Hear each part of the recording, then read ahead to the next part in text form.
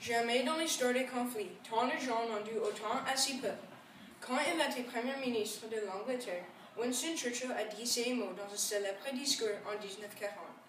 Ainsi, il expliquait aux gens de l'Angleterre combien ils devraient être redevables aux pilotes de chasse de la force aérienne royale, qui ont sauvé leur pays de la force aérienne nazie dans la bataille de Bretagne. Chers juges, chers parents, chers professeurs et chers amis, la vie de Winston Churchill.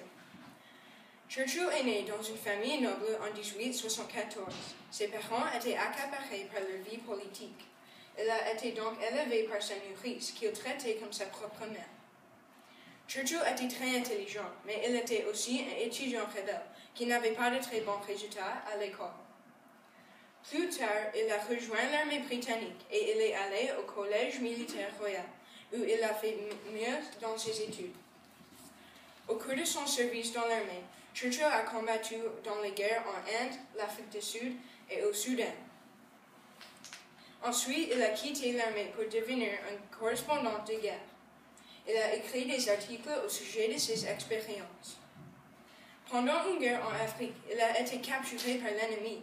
Il s'est échappé et a voyagé pendant presque 500 km à travers l'Afrique pour se sauver. Il est devenu fameux en Grande-Bretagne à la suite et était invité à des fêtes où il était reconnu pour son sens de l'humour.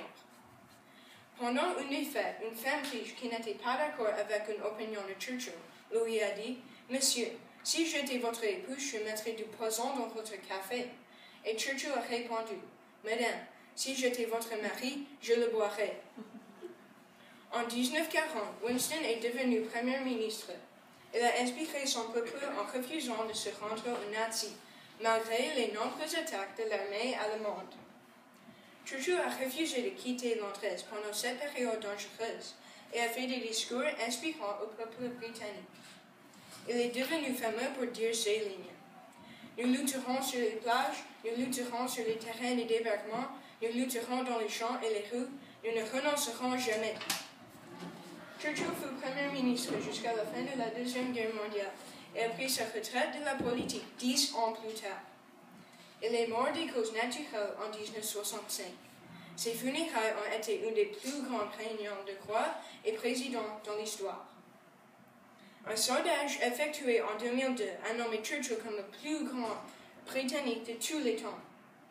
Winston Churchill était l'une des personnalités les plus influentes du XXe siècle. Sans son courage et son leadership, l'Angleterre aurait pu tomber aux mains de l'Allemagne nazie. Alors, sans lui, comment serait notre monde? Merci.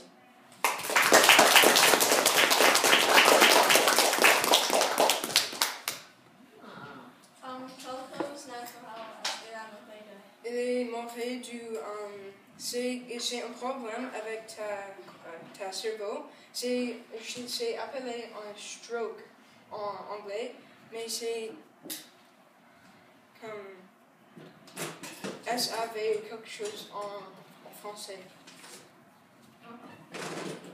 Est-ce que vous avez une autre question pour lui, d'accord? Ok, j'aimerais te poser la question. Alors, selon toi, comment serait la mort de l'ensemble? Je pense que l'Angleterre aurait être conquis par l'Allemagne nazie. Donc, il va avoir les camps de concentration et aussi peut-être tout le monde va être conquis par l'Allemagne nazie parce que l'Angleterre était une grande partie de nos équipes dans la Deuxième Guerre mondiale.